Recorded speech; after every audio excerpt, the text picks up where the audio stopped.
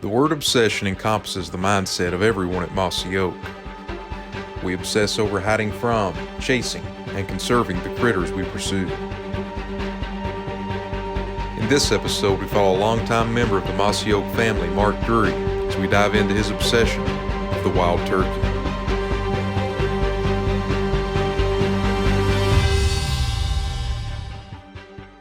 This is The Obsessed.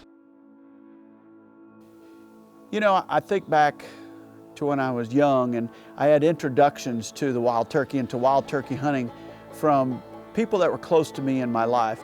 My Uncle Leroy on my mom's side and my Uncle Marvin on my dad's side.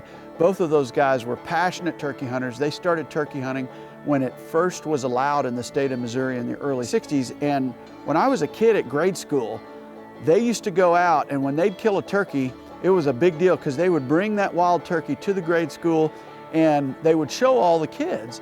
And I was mesmerized by them, fascinated by them.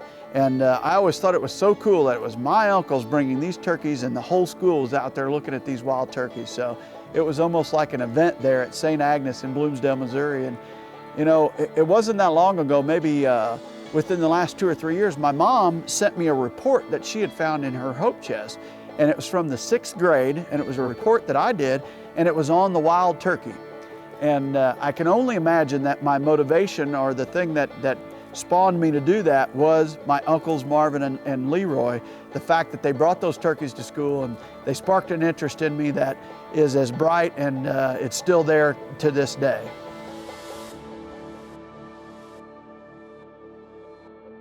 I started turkey hunting when I was 14.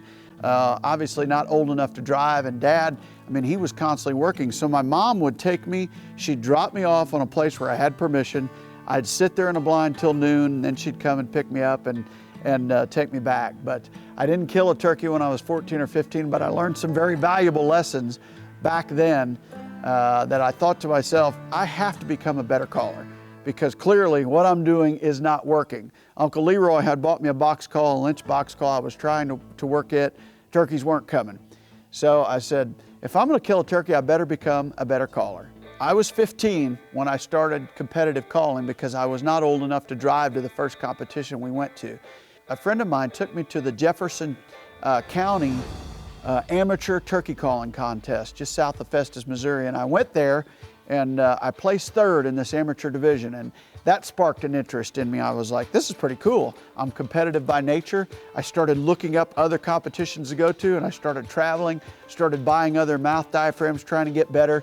And slowly but surely, I did indeed get better and started placing in some local competitions, and then started placing at state competitions, started meeting different friends, Steve Stoltz, Jeff Probst, Keith Wallach, Drew Jones, Gary Williams, and started picking up tips from these guys that helped me get to another level. And you know, I kind of took it to an extreme and started calling all across the country. I first called for Sexar turkey calls out of St. Genevieve, Missouri. I eventually ended up calling for Quaker Boy and then Primos, and I represented those companies in different competitions.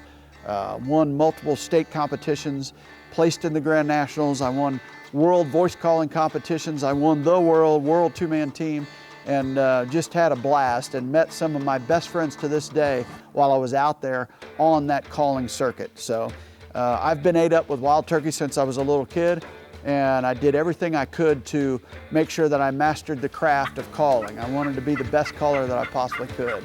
And I think I was actually, I think I was probably a junior in high school, maybe a sophomore in high school before I killed my first turkey. But boy, when I killed that first turkey, it was a Jake. Man, the fire really got burning bright at that point, and I just couldn't wait till my next turkey hunt.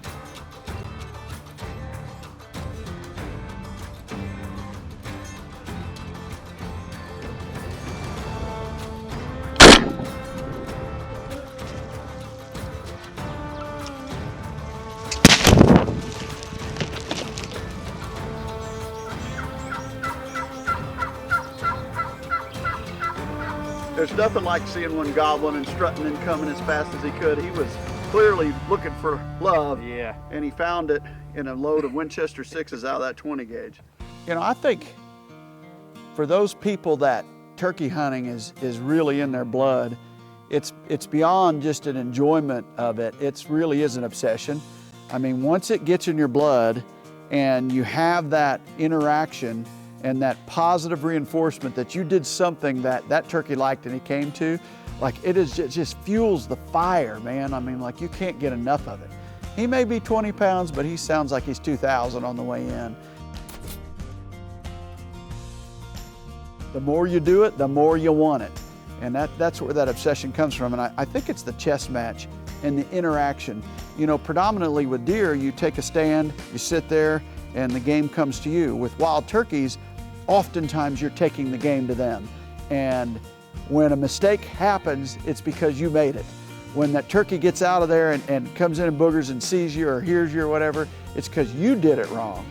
And it makes them seem smart when in reality, they're just very coy and they're trying to stay alive. And they're very good at staying alive. So it's that chess match that keeps you coming back, and it makes the obsession all that much stronger each and every year. I'm Mark Drury, and I'm obsessed with wild turkeys and the hunting of the grandest bird in America.